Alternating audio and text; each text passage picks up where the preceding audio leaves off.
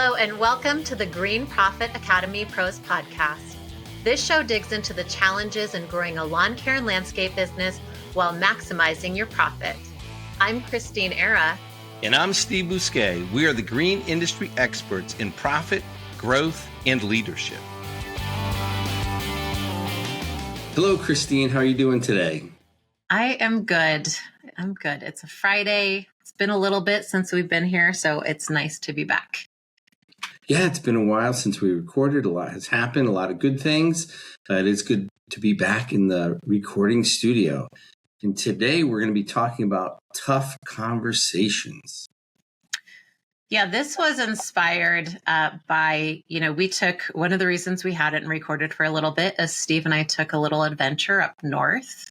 We did an on-site visit with the client and we did some leadership training with them. And one of the things that came up kind of at the last minute before we arrived was the leadership team struggling around, how to have tough conversations with accountability, effectively. Like it was a very tough area for them to approach. They were unsure, so we gathered our content, put together some training, and it was very well received. So we thought that we would share it with all of our people in our professional world. So here we are. And tough conversations is one of those things that happens whether we want it to happen or not, right? And tough conversations happens, it shows up every day in our lives. It could be at work, it could be at home, it could be with a family member, it could be with someone at the shopping store, right? At a store, a mall, it could be someone that we run into on the street, it could be someone that we're very close to. And so today we're going to talk about how do we go about that. It could be with a long-term employee, it could be a topic that we've been avoiding for a long time, or it could be something that just happened a few moments ago. So today we're going to be talking about how do we address this? How do we go about this in a safe and supportive way, in a strategic way that both people come out and it comes out with a win-win, and it's something that is repeatable and something that we can address and do consistently when this tough conversation opportunity shows up again. Yeah, and I think tough conversations, especially in business, they're avoided, right? And there's reasons they're avoided. I think that it will be good, should be good for us to kind of go over like, why do people avoid, what's showing up for you? Why are you avoiding these tough conversations? I used to avoid them, at times, depending on the person and the situation. And then I had to figure out, like, how can I effectively have these tough conversations? Because what I've seen time and time again and experienced myself is when we kick the can down the road with these tough conversations, it just ends up in a worse place than we even started. When we're like, ooh, I got to talk to that person. And then, we're like, oh, I'm just going to avoid it. I'll just push it aside and continue to do what I'm doing. And then we avoid it some more. And then something else happens. And it's like, oh, I should have talked to them like 3 months ago. And so it's kind of one of those things, like if we don't talk about it, it gets worse.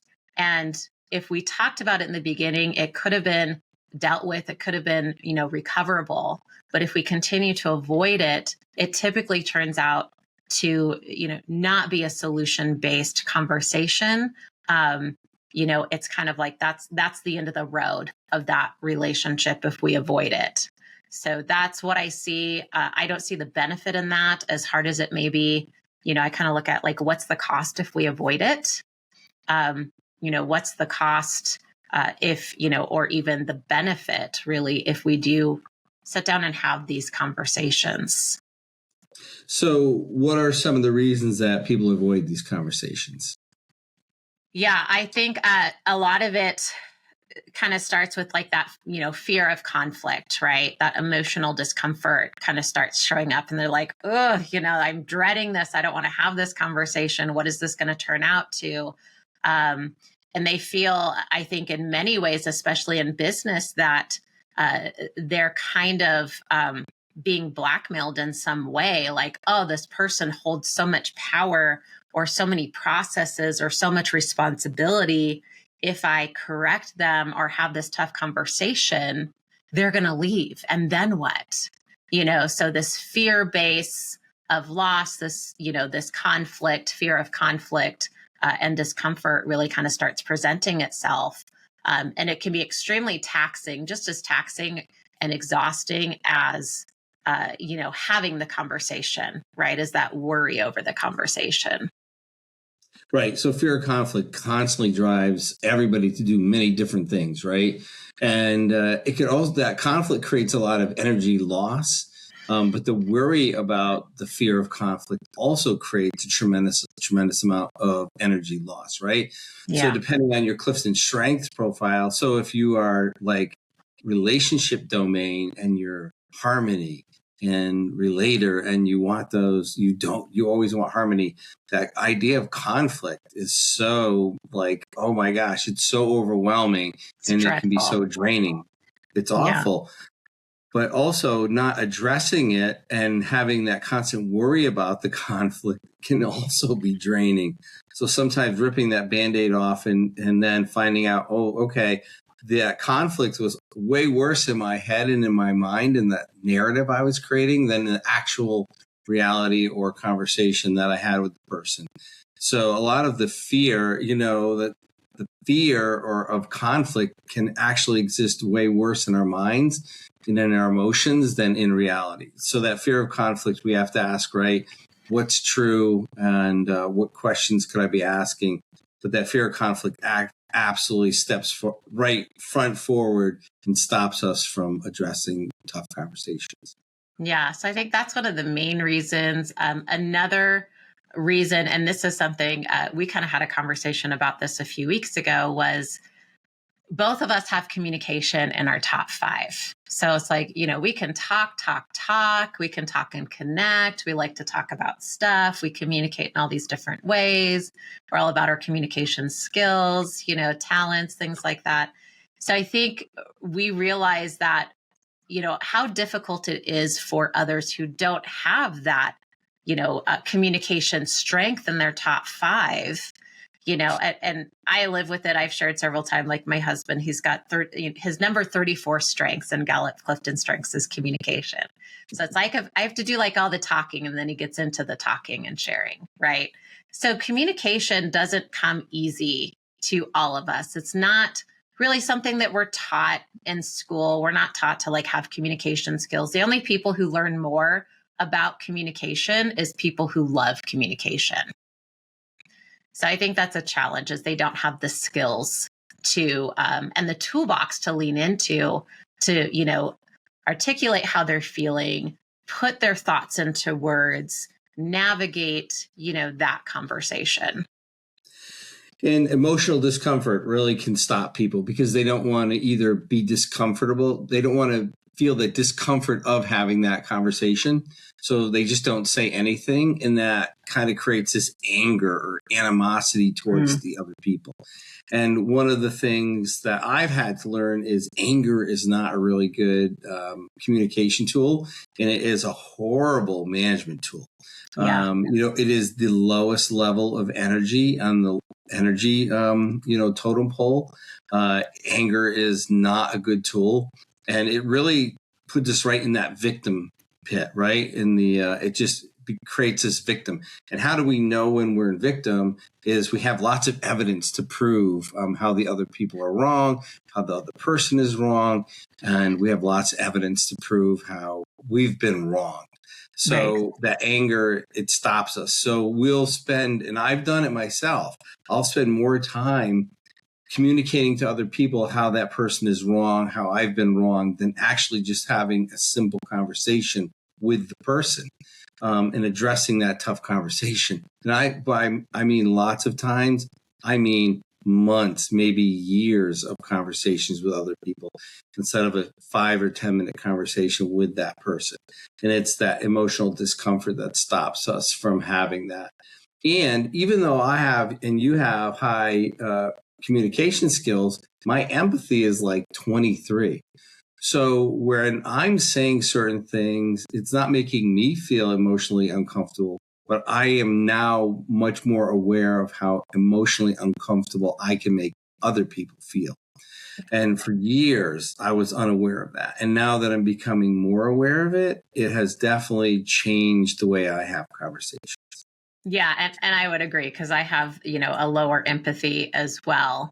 It's down there, I think, even lower than yours. And I was unaware for many years how I show up or how I communicate makes other people feel, to where they're like, oh, you're really intimidating, or you're so direct, or, so, and I was like, oh, that's just how I am. And I realized it could be how I am, but I could communicate better and meet them where they're at. I have that skill to do that. I can absolutely do that. So that's something that I've worked on. So yeah, I think the lack of skill in communicating, not wanting to be misunderstood, how can they clearly communicate and say things in a way that doesn't upset the other person, or they feel that they're being heard. I think that's, and how do they say it in a way? I think this is the big part of the challenge too, is how do they say it in a way to where they're not being too much of an authority person, but they're saying, hey, I need to hold you accountable. And I'm not your friend. So it's, they're like, oh, I'm going to talk to you from a friend place. And it's like, accountability conversations, you are not their friend. We can't talk to them from a, hey, buddy, let's fix this place. Right. And especially at work, especially if you're, they're your direct report, right? You need to have a best friend at work. You need to have a work friend, a best friend at work, someone that has your back. You have their back, right? Mm-hmm. But that cannot be your direct report. You're holding them accountable. And you have to hold people accountable at work. That's how things work, right? There's things that need to get done, and there's accountability that's involved. And so if you need to have a tough conversation around that accountability, it can't be from that buddy. And it's one thing to be a friend outside of work, but even with that, we can't mix up what accountability and friendship is, right? And sometimes the best friends hold each other accountable. Mm-hmm. So sometimes friendship is accountability. I'm sure we've all had a circumstance in a situation where a friend of ours had said, hey, look, you're not doing a certain thing. You're not living up to expectations that people have held of you, even yourself. And you need to step up, and I'm holding you accountable to this. And I've held friends accountable. They've held me accountable. So, and if you are a leader, that's part of leadership, is holding people accountable to a different standard. So being that friend and that buddy, and as a parent, we learn that, right? We can't just be a buddy to our kids. They're looking for us to be leaders. They're looking for us to be holding them accountable. And that's part of that. And that can be emotionally discomforting. And that leads to, what are the rules, right? And this is another area where there's like this lack of support, there's lack of structure, lack of security, and what rules are there? What are the expectations? And I think this contributes to the challenge of a tough conversation. And I've heard this come up to where there's not a policy or procedure that they can refer to. So they're like, oh, how can I hold them accountable when we don't have that in writing, or we haven't defined that expectation? Then I end up being the bad guy, and it's kind of, and it ends up being like, oh, it's my opinion, right? So this is another reason why policies and procedures and job descriptions and expectations are so important to have in writing in a business, because it allows our emerging leaders to hold the people around them, and even us to hold our emerging leaders accountable, because we can, look at the black and white print and say, look, this is the job description. This is the company policy. This is what's been violated. This isn't what's being met, and I need some help understanding what's going on. So it's like, one, it has to be unpacked with them.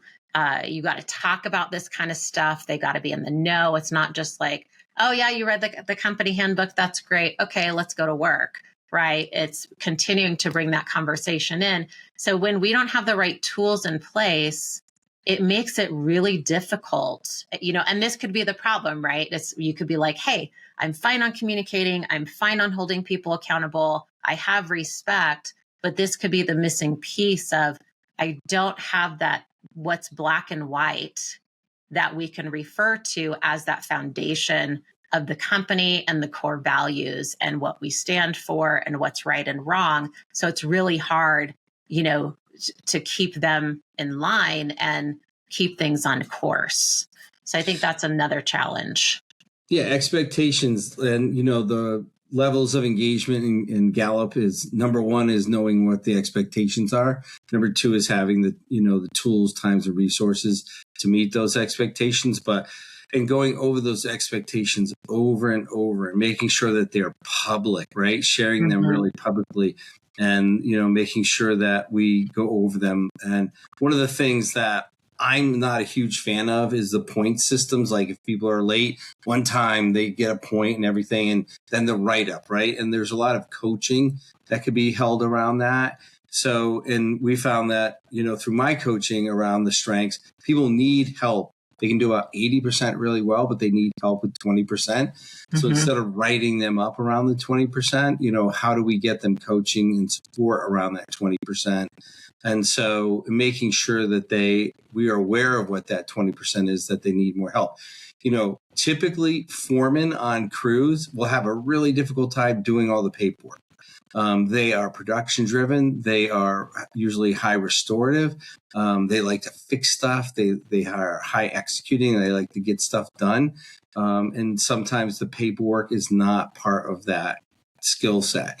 So just realizing that and helping reduce the paperwork, helping them getting that paperwork processed is a big part of that. Getting angry and mad at them about not doing the paperwork is not going to help them get their paperwork done. It's just not part of that skill set. Even if it's expected, they're still going to struggle. And that's all across America. So, if we know it's a known, how do we help reduce that stress and how do we help them? But getting those expectations out there and just always letting people know what the expectations are, making it very public, lots of signage, making sure your immutable laws are very public, making sure that people have plans when they can't meet them instead of just saying, hey, you didn't meet this task, ask them what their plan is to meet it. Help them, make a plan to meet it and then hold them accountable to the plan. Just don't hold them accountable to the consequences, hold them accountable to the actions to meet those goals. Yeah. And another thing that I see is that, there's employees in the company that are considered untouchable. Right. Where it's like, oh, this person's been here for a long time, or we're going to continue to make this exception for this person, and so they were here before we implemented the policies. So if that's a culture that you're creating, it's going to be really hard to have tough conversations with the people that you're really trying to bring up in the company and that you rely on, because it says there's an exception for someone. Right. And in a team, there shouldn't be an exception. We want to ensure the entire team, including the owner, is held at the same standards, and that's one thing that I did from the start. And I think it's just because of, my strengths and how I show up. I always say, I'm going to do what I say I'm going to do. So if I have policies for my team, I follow those policies as the owner too. I don't cut the corners. I don't make exceptions. If I'm going to be late for work, I message my team and let them know, hey, I'm running a little bit late, right? Do I have to do that? No, it's my company, right? But what does it do for the team? It tells them like, hey, what I ask of you, I do as well. So, it's leading by example. So it's hard to have tough conversations when we make exceptions for people in our team for whatever reason it is, their family. Well, they just don't understand they're here helping. They've been here for a long time and, who knows how much longer they're going to be here, or, well, we have had conversations, but we're just going to continue to have conversations, but you're holding everybody else up to a different standard. So that makes it very difficult. Yeah, another thing that really stops people from having tough conversations, right, is the fear of backlash, right? That the tit Mhm. for tat, or people are going to do something in retaliation, or they're going to quit, or they're going to be held hostage in some way. So that is negative repercussions. Yeah. Is a big fear, and that usually will happen once. But people will get over themselves if, as you continue to have these tough conversations, as it becomes part of the company culture, and your team players, the best people in the company, will actually appreciate these tough conversations, and it will make the company better and the culture much stronger. Yeah. So where do we start, right? In any company, like we're going to have as leaders, whether it's us, the owner, or it's, our emerging leaders may need a little coaching on this as well, is where's a good place to start, to being able to have those tough conversations without even more friction points existing to get there. So really having a clear outline of roles and responsibilities and expectations it's the key component. Like who's who, what do they do, and what are the expectations from the very beginning? Yeah, I think that is one of the things that I see. I mean, I've been working in business with businesses for so many years, and I go in and yes, I've looked at their financials, but then I look at their operations, and that's one thing that I find is that they're lacking job descriptions, or if they have them, they're tucked away somewhere on a shelf covered in dust. It's like they're printed 10 years ago or something like that. So the job descriptions are a great part, making sure that we have expectations to, for their roles and responsibilities in there. We're talking about it. These are the things that I think really contribute to that open communication in the culture. And it's not just, in my team, I make sure my entire team knows what the other people on their team are responsible for. So they can easily read any one of our team members' job descriptions just by searching for it in our online, system hub where we store everything, and it's searchable by tags. So if, let's say, the admin wants to understand what a bookkeeper does, they can just go look at their job description, right? But we also take the time to go over their job descriptions, go over their expectations, and check in with them on a regular basis. And so it's not surprising if somebody's missing the mark that we say, hey, I've noticed lately you're not hitting your KPIs, or you're not as responsive to the communication that's, of tasks that's being given to you. Help me understand what's going on. And it's not a surprise. And I don't feel uncomfortable asking that, but in other situations, that could be a tough conversation where they're like, oh, I got to sit down and ask this person, why they're not performing to where I think they should be performing. Right. And, one of the things about importance of transparency and clear, right, communication, like, so if the company is saying safety first, safety first, safety first, but they're not doing their OSHA meetings every week, and they're not providing, their first aid kits in their trucks, and they're not providing, the stuff that the team needs to have that is a message that is confusing to the team, right? So we, as the leaders of the company, we want to make sure what we're saying, what we're putting out as the leaders, that is consistent, and we're providing that support. So if we're saying, hey, you have to hit your KPIs, we want to make sure that we're giving them the resources to hit their KPIs. We're also checking, did you hit your KPIs? Mm-hmm. And if you didn't hit your KPIs, how can we help you hit your KPIs, right? So we just don't want to throw that out on January 1st. Hey, these are your KPIs. Then we check back on December 31st. Where are you at? And so regularly communicating our business vision and the goals is a huge part of that. Transparency and supporting our team. Yeah. And like right now we're working on our business accelerator workshop that we start every year, in September, so we can help our clients plan for the end of the year. And it includes them defining so they can share with their team, right? It's the start of that transparency and open communication in their company to develop that culture is, what are your immutable laws? What's the vision and mission of the company? What do you stand for? What are your benchmarks? Which are their KPIs? What are your goals? So it helps put this stuff in place so they have it in black and white and they can communicate it.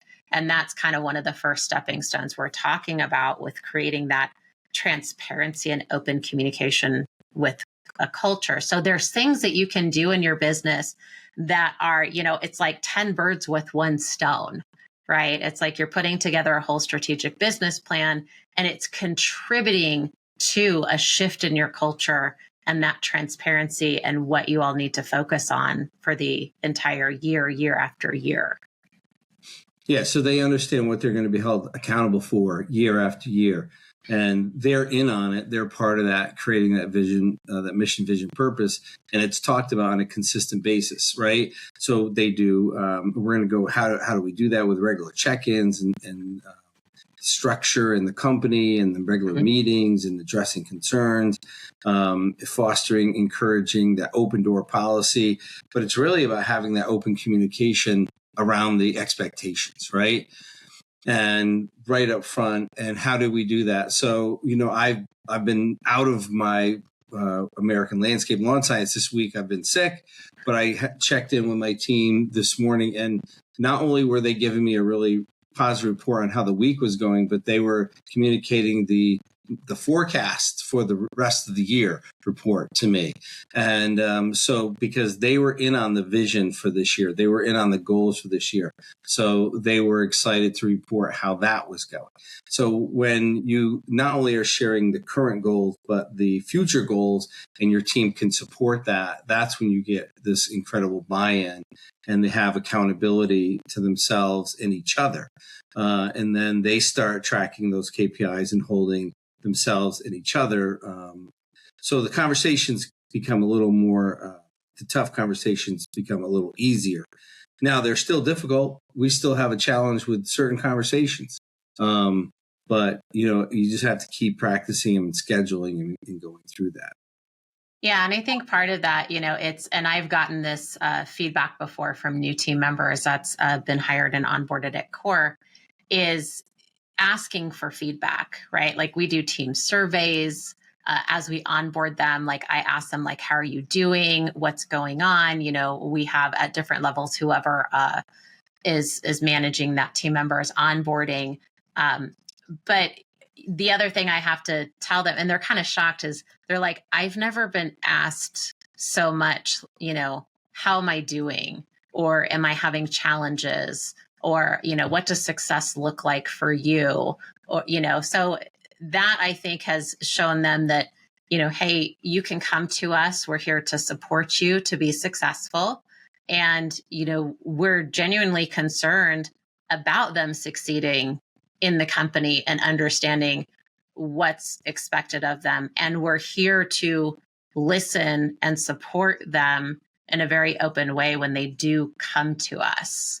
And I even have to say, like, hey, I know I'm busy, but if you really have something that you need, please ask.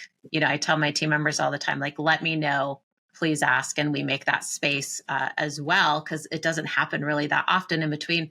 But in our one-on-ones or our check-ins, they're letting me know what they need. I had Steve with Green Profit Academy. I was just reading a Harvard Business Review study that showed people who have written down goals and plans make 10 times more money over a 10-year period than people who don't write their goals and plans down. And really, that's why I'm so excited to announce the Green Profit Academy Mind Your Own Business Retreat. This is going to be the third retreat we're putting on. It's going to be held in Granville, Tennessee at the Wildwood Resort and Marina. It's going to be on November 4th to November 8th. And we're going to work on not only your 1 year, but your 1 to 5 year business plan and goals. So you're going to be so far ahead of people who don't have written down goals and plans. We are doing this because we want your business to be far more successful than you ever imagined. And it all starts with goals and plans. So join us this year, November 4th to November 8th for the Mind Your Own Business Retreat. Let's see. Come on, sign up. I'm going to put the link to sign up in the show notes, and I look forward to seeing you there. It's time to get serious about your business. Now's the time to start.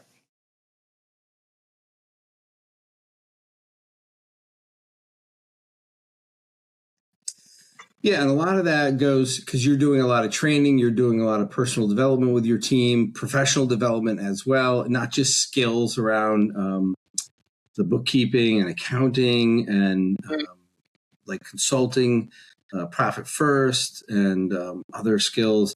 You're also doing one-on-ones, regular meetings with your teams in a structured format. So, and so they feel supported around that. So tell me, and you also use your, what is it, 5 and 15? 15-5, yeah. 15-5. So that's a structure, that's a program you use. So they know, so the biggest thing is they know what is going to happen. They know when it's going to happen, and they know what is expected of them, right? So it's not random. It's not like random questions. It's not randomly scheduled, and it's not like random expectations. Yeah. And my team leads with executing and strategic, or even influencing. So it's a system that I found, like, one, it made it easier to have that accountability and check-in. We got it built out. It wasn't very hard to build out. It just took some time and attention. And then once we got it built out, it just continues to repeat itself. So they know, I'm going to ask, what are you focusing on this week? How can I help you? Like, how can I support you? Is there anything else that you need to talk about? So it's just these consistent questions that they can answer. And then they're updating, their KPIs, letting me know, like, this is on track or this isn't on track, so we can talk about it.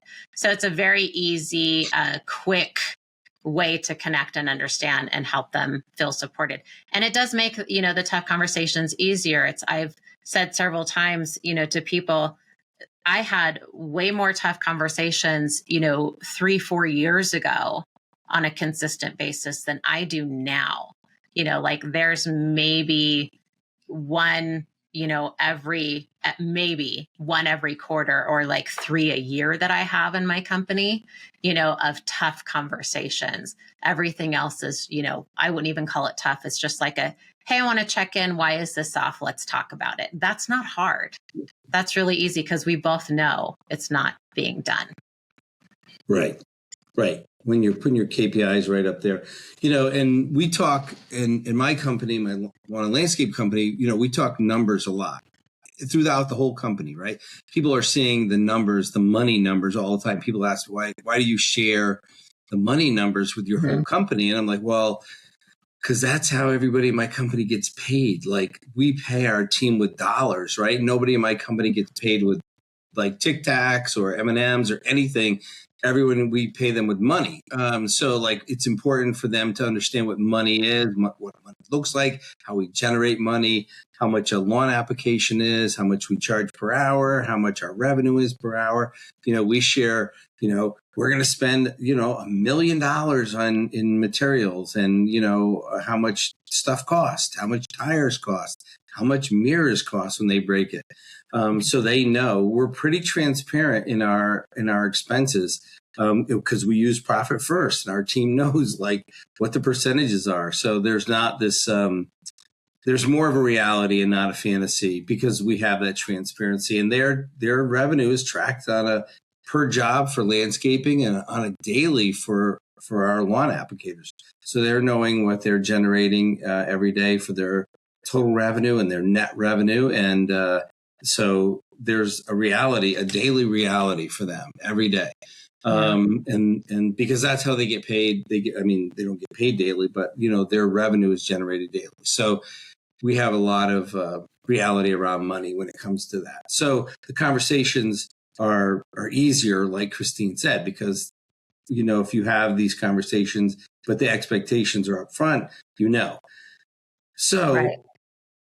So when you have those conversations on a regular basis and you have those expectations up front, that is kind of setting it's almost like putting the right address in your GPS. Yeah. Like you give the expectation up front of where you want to go, right? And so you're not mad at the GPS for going to the wrong place because you put in the wrong address. So if we don't give the expectation up front to the GPS, we put the wrong address in, who can we be mad at, right? The GPS or right? So if we're not giving those expectations up front, who's creating the challenge, right? So if we're not giving those expectations up front to our team in a really clear, precise way. Now, when I started doing this, I did not do that great of a job of it, right? I tried and I said, okay, I focused too much on what I didn't want done. Honestly, I would say, don't do this, don't do that, don't do this.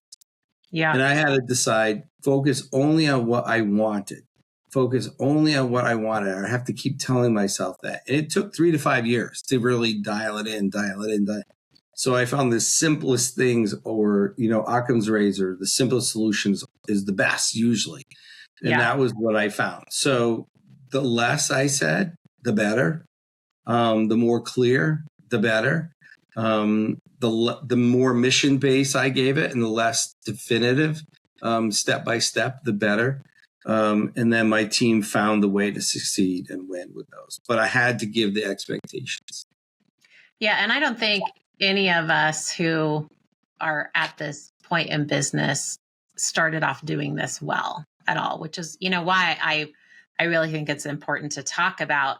And one of the things I used to do was I would just, I just come in hot. Like that's, I'm like, I don't have time for this peopling stuff and this, I'm just going to tackle this like head on and, be like, why did you do this? And, so the way I was doing it wasn't, it definitely wasn't relationship based. It wasn't taking the time out to understand, what's the real problem here, right? And taking a breath. So I want to kind of go over like, how do we prepare? What's the best way to prepare for a conversation? Because I definitely know how I used to do it was not the way, and it's like, I even feel bad for some of the team members that still work for us. And I'm like, oh, you got like the old me talking to, I'm like, why are you still here? Like, so that was not the way. So a good way is, one, give yourself some space as a leader. There's going to be things in our company that really tick us off. And that's just the reality of it, right? It's in the moment. Our expectations aren't met. We're disappointed. We start having those conversations in our head. We go and we've talked about like, the learner and judger mindset. We go down the judger path. We have all these wonderful, colorful words we're saying to ourselves and about the challenge. So really giving ourselves that space to one, calm down, cool off, and then identify the issue, right? What is the problem or what has been happening and be very specific. I know for me, generalities set me off. So I'm like, don't tell me all the time. Or, I want to know specifics. So we want to give them specifics about what the issue is. And we want to identify them. And we also want to explain to them because they may not understand what the impact is or what the problem is or how it's affecting either the team or the company. So we want to give them that as well. It's not just like, you did this and that was bad and you totally screwed up. It's, hey, you've been late several times. We've talked about this. We have company policies about this. Here's the company policy. What it's showing the rest of the team is that being late is okay. And that violates our company policies and that violates our immutable laws. And that impacts our culture because it says that we're making an exception for others. And it could be as simple as that, right? But it's saying, hey, you're late. It's violating the policies, and this is the impact or the costs that it's having. So you want to start there. You also want to have a clear agenda of what you're going to go over, so you don't go in 50 other directions. Or if they try to pull you in 50 other directions, and they're like, yeah, but then this happened and that happened, and I tell you that will happen. They will do this, right? Start distracting you. You can acknowledge it and say, I understand that. that's a conversation for another time. Right now, we need to focus on this. So you have your agenda. And then again, anticipate the reactions, because like I said, they're going to be like, well, this happened and that happened. And what about over here? And, they might get upset or defensive or make excuses. So getting in front of that and understanding, like, this person's probably going to be upset and they might make excuses and they might try to deflect on somebody else. And, so just being prepared for it, because if we don't understand what's coming, we're going to be upset about, what does happen. Right. So just kind of going, well, best case scenario, it could be this, worst case, it could be that. And I guarantee there's never been a worst case from any tough conversation I've had. And I've had some where people just like walk out and quit. And I'm like, okay, bye. Like, see you later, but I kind of knew that. I prepared myself for it. So I wasn't disappointed. I was like, oh yeah, that just happened. Okay, now what? So I think that really sets you up for success. And the other thing is always, of course, the right setting.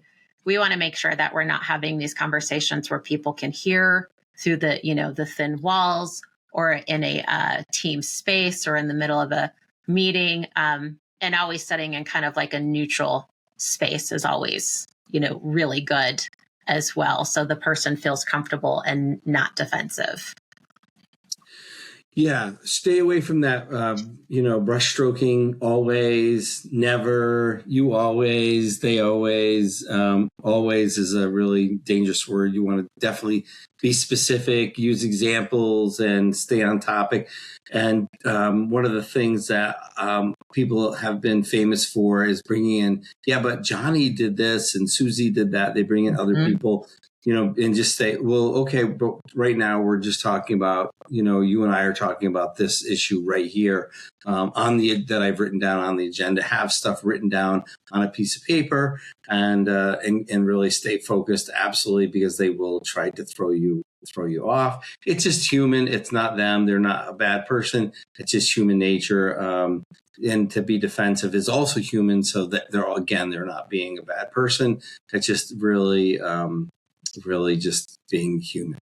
So how do we say things that, how do we go about this effective communication so we can really stay positive but impactful? Yeah. Yeah. And I think this is where people struggle, because we have practiced this several times in teams, and, they'll try to start having a tough conversation, and they'll be like, okay, so, thanks for taking the time. You've been doing, great lately, but I wanted to have a conversation with you. And I'm like, but have they really been doing great? Like, do you want to say that? So they feel like this obligation to like praise them or win them over with words. And that's not what we want to do, right? You can say, hey, appreciate you taking the time. I've been wanting to have this conversation with you. It's important that I do. Or we make this space for it. But we don't want to be like, oh, you're just doing fantastic, because that's not the case, right? So we don't want to kill them with kindness. We want to, set a very kind of neutral stage and acknowledge, like, I'm glad you're here. I really want to have this conversation with you. And some of the things, is that our key is, and I think this is good, like, there's using and but, right? So if we tell someone, I like how you've been doing this lately, but, you're not on time, right? So it kind of dismisses the first thing that you're saying. You're doing this good, but you're not doing this good. So changing just that but to an and can kind of change the way that they're receiving the communication.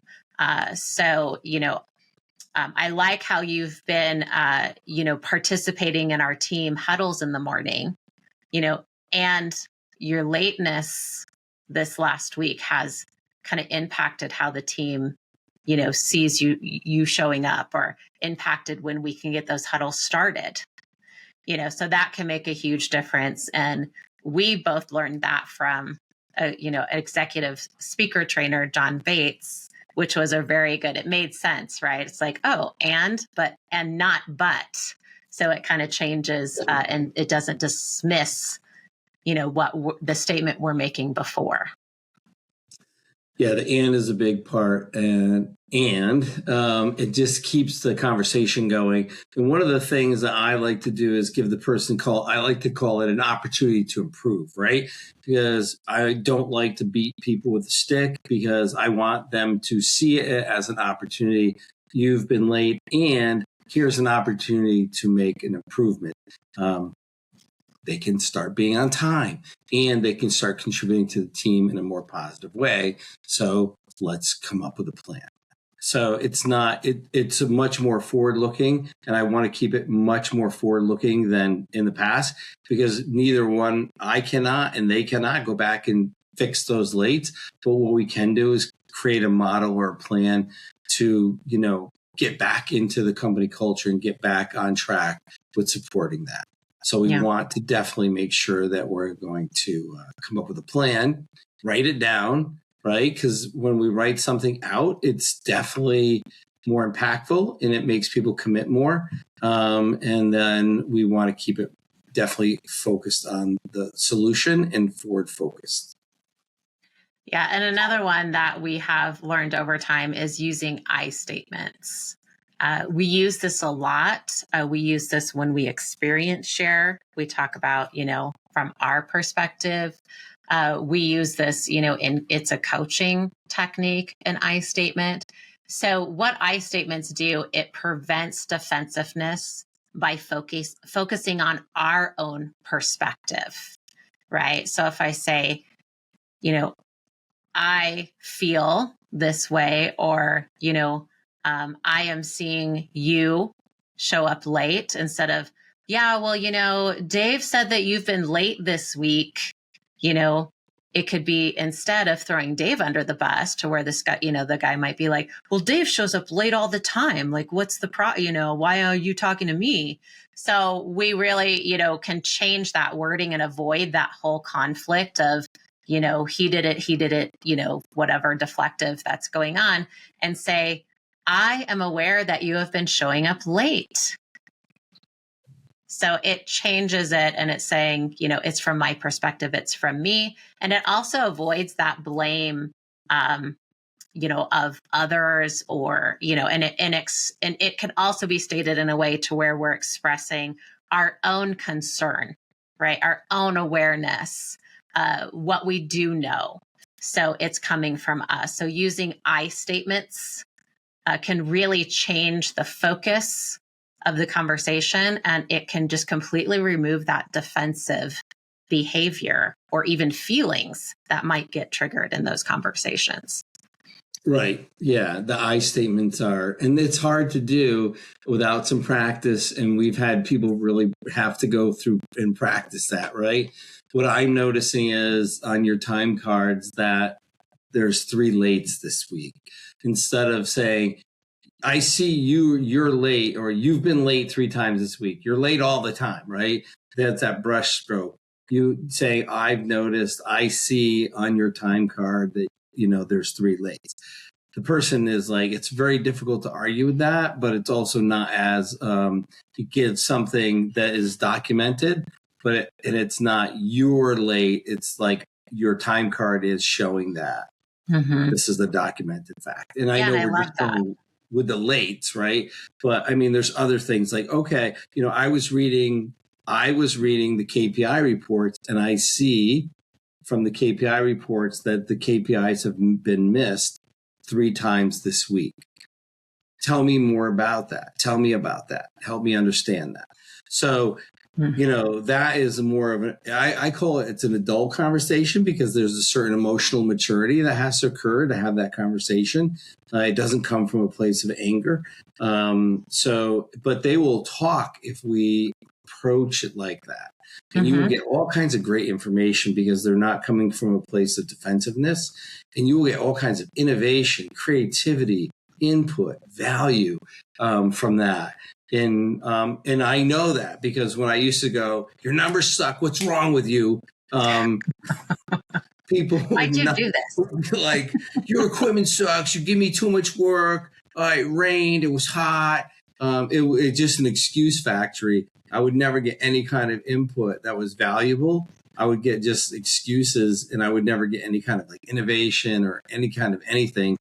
But if I approach it now with like, hey, I noticed that this happened and help, tell me about that, it would be like, then I get a real conversation. So this takes practice. So like I shared earlier, I was not good at it at first. It definitely takes practice. That's why coaching and programs are so valuable. Coaching is way more than just showing up for 30 minutes and listening to somebody talk. It is practicing, and practicing. Yeah. And I like this because if somebody would have told me 5 years ago that using these techniques mean in tough conversations, I get to talk less, I would have been like, how is that even possible? What are you talking about? And so it's really great when we can say, something like, I reviewed, like you're saying, the KPIs. These 3 KPIs were missed over the last week. I'm trying to understand that. And then we just shut up. Like we stop talking, and it opens up all this space for them just to spill the beans. And, and they'll sometimes even talk themselves into their own accountability. Right. And we just sit there, and then it's like, oh, that was so easy. So yeah, it's so much easier when we kind of take a step back and we implement some techniques. So those I statements, being specific, avoiding distractions. So we don't want to have those tough conversations when people are popping their head in and out the door. So if you do have that type of environment, put a sign on the door of do not disturb. Doesn't have to be specific. It's none of their business, what you're doing in there. They just need to know like, hey, no one's to come in and pop their head in. So make sure that there isn't that distraction, and you both have all of each other's attention. And then another one is like reflect back for understanding, and we did this active listening exercise, and, Steve has done it, and it's just funny. It's one of those things that's hard to do in the beginning again. But, reflecting back what you hear someone saying.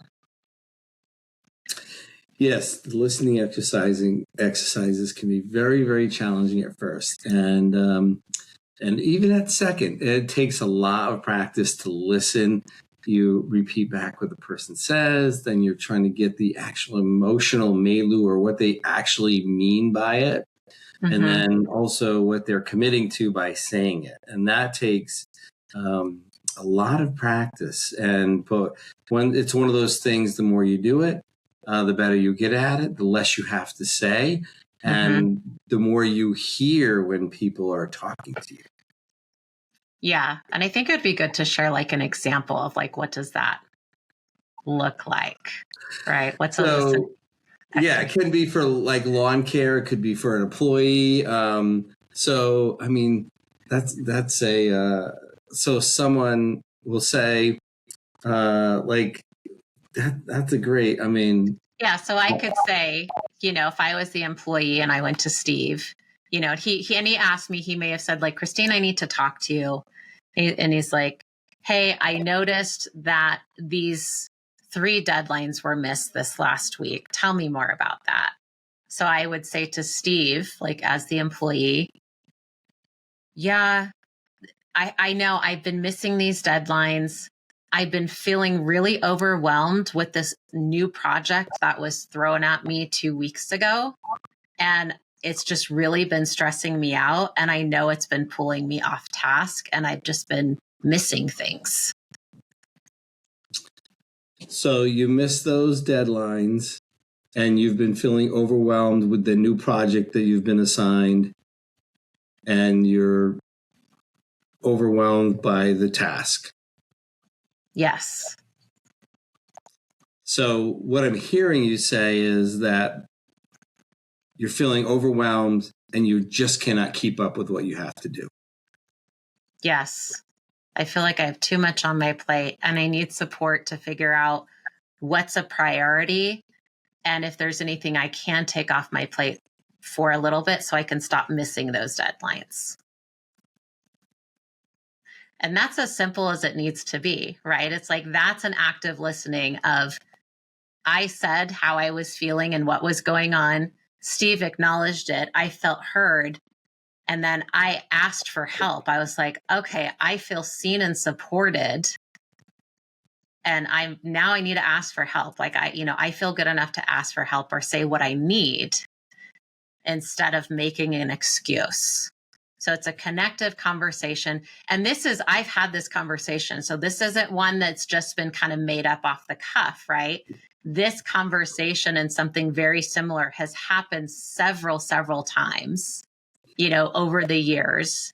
And that was the outcome, to where it was like, yeah, I don't know what to do. I just need help. I need help with this, or I need help. Like, they know a little bit, but they're not quite there. So it can get you there faster, and also give you some understanding of how this person is feeling, or what their challenge is in this situation. They just give it to you.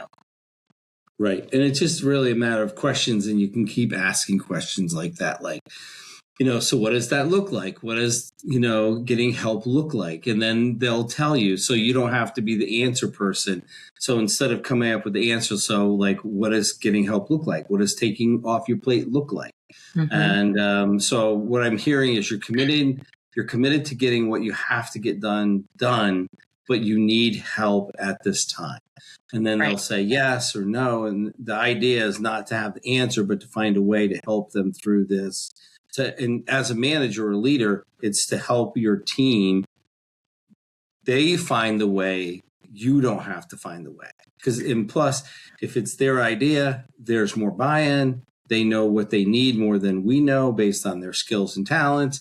So it all starts to align. When things don't feel right and it's out of alignment, that's when the stress and all other issues start to show up.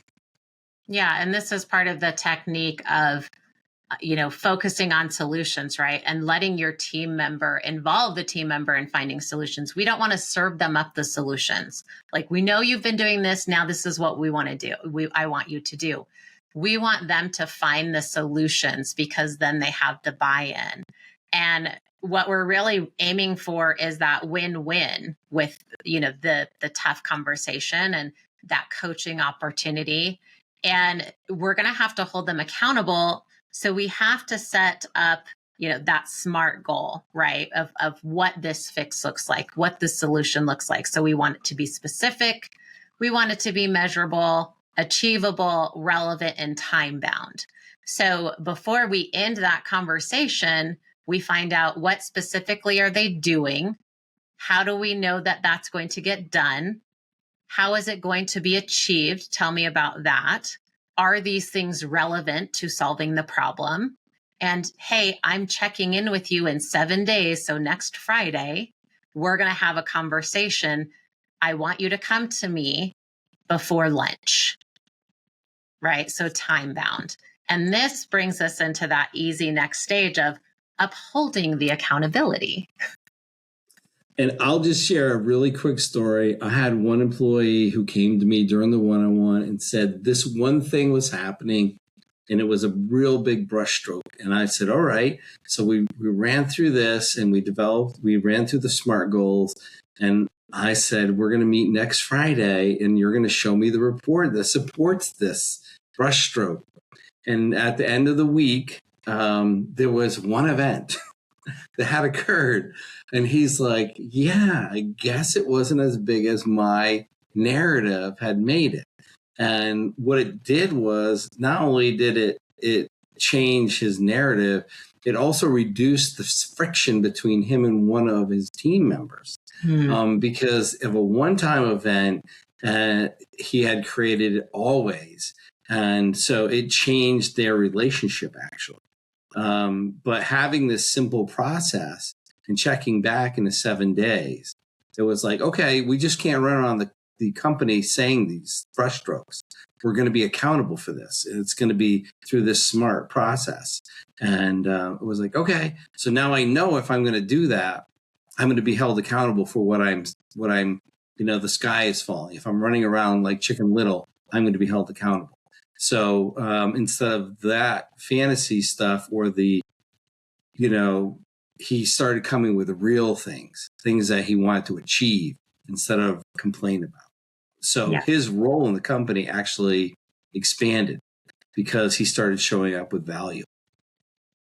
Yeah, and that really makes a huge difference, right? When we're changing how our team shows up and what they're focused on and their value. That's what we want these to have, to really have that impact, that long-term impact, as we're making the time to have these tough conversations with them.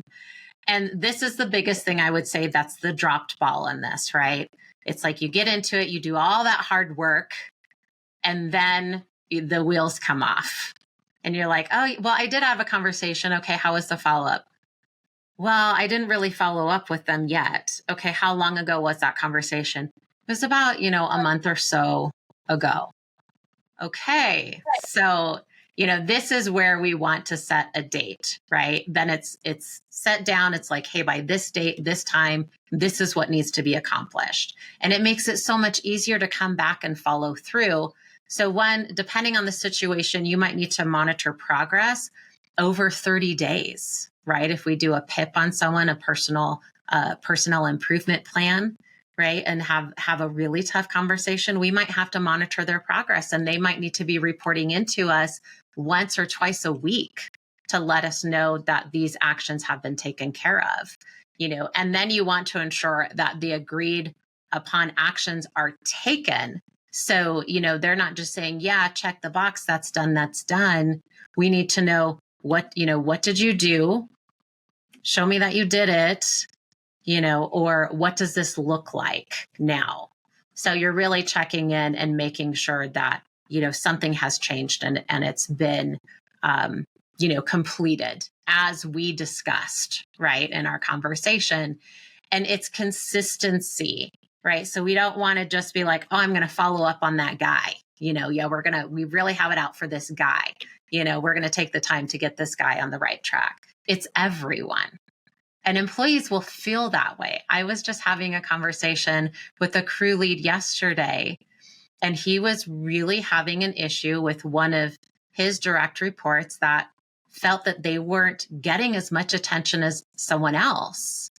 And there was this narrative going on. So, we want to make sure that no matter who it is, it's fair, it's consistent. We're doing it with everyone, and that we're pulling in, in those opportunities, our policies and other things that are in place to support this type of behavior. So we're pulling them back to review the foundation of the company so they don't forget and they learn from this experience. So one of the things I want to share on that, on making sure everyone knows. So for our lawn techs, because they don't see the company calendar on everyone, we print it out so they can see that everyone has their one-on-ones for the month. So it's on the board visually. Everybody can see that, who's meeting with who, when. So it just, not that they need to know that. And I'm not saying they check on a regular basis, but they can see, okay, everybody's meeting with someone on a regular basis. And it's, equitable, because if you have people who have high consistency in Relator, they want to know that that's happening. And it's part of the company culture that everyone's getting supported. It just shows that, just like our safety meetings, it's every Wednesday. And it just shows that if we're going to say that we're going to support our team, there needs to be one-on-ones. If we're going to be safety focused, there needs to be your OSHA meetings. And it keeps that mission, vision, and purpose being driven by that. Yeah. And we want to provide them resources, right? So in the company, as we continue to develop a company in this structure, and this is what's going to allow you to properly scale and grow your business and not backslide or not get stuck at a revenue tier or something like that, is make sure that you have some sort of training program for them. Some sort of success path, 1,000-day development plan. And it has to go beyond the technical skills, right? We're not just training them to be lawn techs. We're not just, training them, to install pavers, right? So it's like we may need to give them some soft skills. And this has shown up a lot in business, right? It's the people are lacking the soft skills. what is professional mature behavior? How do I properly communicate? Who do I properly communicate that to? What is healthy conflict resolution? So there's some soft skills that's great to give to your team and provide to your team. And some are going to be naturally better at it than others, but it's going to develop the potential that you have in your company to level up as you scale and grow. And it's going to have a huge impact, on your culture. And yeah, especially if you're trying to grow your company, right? Yeah. The more talented people you have, emotion, their EQ, and their emotional intelligence is just going to help you grow your company. Yeah. Yeah. And there's conversational intelligence, to where it's like the people are not taught how to communicate. Right. And I was reading this book a while ago, and it's called Nurture Shock. And it was just very interesting. They covered a topic in there where a lot of the content that children watch, and it's not just, the generation, like, I have, a 28-year-old, I have a 21-year-old, I have a 6-year-old, right? It's like these generations, multiple generations watch content to where it was 25 minutes of conflict, right? Of all this drama, and 5 minutes of resolution. So there's been so many generations that they learned all about conflict, but they did not learn about resolution. So it's not intentional. It's just a lack of awareness and a lack of tools and know-how. But those are things, that can really impact our team's life if we give them those tools, and it's going to impact our company as well with profitability. Oh, absolutely. Yes. Yep. That 5 minutes at the end of the show, everything gets fixed. Right. Yeah. So it's just not reality. It is not. All right. Well, thank you everyone for joining us on this podcast, and we look forward to you joining us on the next podcast. Thanks for listening to the Green Profit Academy Pros Podcast, the show that digs into the challenges of growing a lawn care and landscape business while maximizing your profit.